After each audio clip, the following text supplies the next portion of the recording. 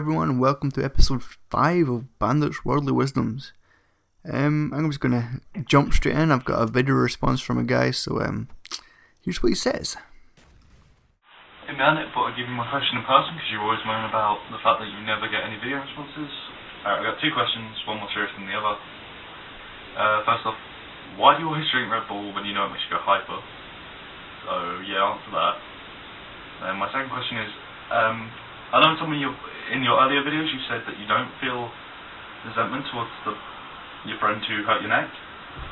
I wondered if you're still friends with him and if the subject ever came up and what both of you have said about it. Alright, thanks. Awesome, dude. Thank you so much for the video response. It means quite a lot. They're a bit more entertaining than just straight comments. So, whoop. First of all, I drink Red Bull, knowing full well that it'll make me hyper and a bit crazy, because it's fun and it tastes good, and I don't really sleep much. I don't know why. I think it's just either gaming too much or having a lot on my mind or just general insomnia. I don't know if I have it, if I need to get medication for it or not, but Red Bull kind of sees me through the day and it's fun to take because it makes me, see, I say take there rather than drink because it feels like a drug. It's like it's fueling me. But no, it's just, I don't know, it makes me feel better because otherwise I'm yawning all day and I'm like a zombie. But if I take Red Bull, I'm woo, you know what I mean? I've had one earlier on today. It shouldn't still be in effect, but you know me.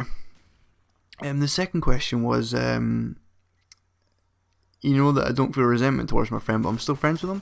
Yeah, he was around the other day, hanging out. We were sitting playing One Nation Racers. Him and his girlfriend and me and Sarah were sitting playing it. It's quite fun. But I've not really seen too much of him because he's in Paisley University, and it's like Glasgow. It's like an hour and a half away, I think. So I've not really seen too much of him. But we still talk about it, or not about it. We still talk to each other. We haven't really spoken much about the incident like afterwards. We just kind of get on with things. He took it quite bad, but straight afterwards he got quite depressed and he didn't take it well at all. Whereas I, on the other hand, was completely fine after my accident. I was like, woo, get on with life, get things sorted. But he wasn't quite as happy-go-lucky about the whole thing. But he's fine now, and we're fine. We're cool, and we get on pretty well. And neighbour. So yeah, thank you very much for the video response. I appreciate it. And if anyone else wants to leave video responses, do it. Most laptops have webcams now. Just get it done. Nah, I don't care. Any question's good. I've got another question now from a guy. I've got loads of really serious questions, and I thought, screw it, I'm just gonna get a fun question out of the way because I want a fun question today. And like another episode, I'll go all serious and get all these serious questions people are asking. So the next question is: do you believe time travel exists? If so, what are your opinions on it morally, scientifically, and what would you do with it? And that comes from a guy called iMojo Joes. I don't know. That's his name. So many JoJos in it that it's freaking me out. I'm sitting here staring at it, trying to figure out how it's pronounced. Anyway, he asked about time travel, and time travel, I don't think it's really going to work, especially if people use it for going back to try and change things, because that's when things just screw up, and the whole concept of going back in time to change something, it just completely doesn't work. If you go back to change the past so the future is better, then you won't have the need to go back to the past in the future, meaning you couldn't change what you wanted to change. You get what I mean?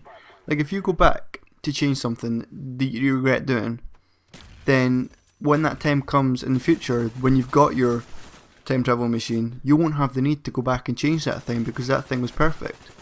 Therefore, you didn't go back in time to change it. Therefore, it still happened.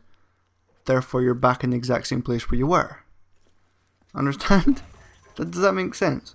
I said that to a guy and he was like, oh, would you not go back to the past and not go on that bouncy castle?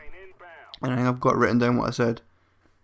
If I go back in time and choose not to go on said bouncy castle, then when the time comes to use my time travel machine that I've so wondrously created, I wouldn't have the need to go back in time and stop myself from going on that inflatable fairground attraction of doom, resulting in lack of change in my future self.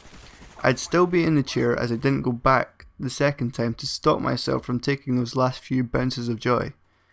And so yeah, that's basically my opinion. You can't really go back to change something that's happened, because that'll just cancel out. Because when you go back to the point where you have the ability to go back and change something, you won't need to go back and change it, so it won't have been changed and it'll still happen. If that makes sense. It makes sense to me, and I would also like your guys' opinions on that. And if you think that's how it would work, or if you think it's magic and you change it and your life's like a fairy tale and everything's fine, and you make friends with a little rabbit and you bounce about, and then you find a handsome prince who used to be a frog, and he tells you stories of how it's so hard life, especially because he was living in France, and frogs have a hard life in France. Hunted like fucking foxes. They've not banned frog hunting in France yet, like they have in the UK with fox hunting. It's pretty brutal. There's a bunch of frogs going about in wheelchairs that have no legs. They've been amputated. Just all these angry chefs running about with fucking butcher knives, catching these frogs, shutting their legs off, and just leaving them go. There's it's shocking. It's brutal, man. I don't even know where that came from. That just, woo. I'm blaming Iron Brew. If anyone ever comes to Scotland, get Iron Brew. It's fantastic. And even if you don't try and import it, if you're in America or whatever, it's the best drink ever. It's like, oh man, I don't know. I was talking about time travel. This was meant to be a wisdom, not a jabber shite. I think the game's over anyway. Yeah, it is. I came first. This was Bandit Swirly Wisdoms episode 5. If you have questions, leave them in the comments. Send me a private message if you don't want me to say your name or whatever. Or video responses. They'd be awesome as well. Even awesomer than comments. But yeah, thanks for listening, and give me your opinions on the things I've said below. Thanks for listening, boy.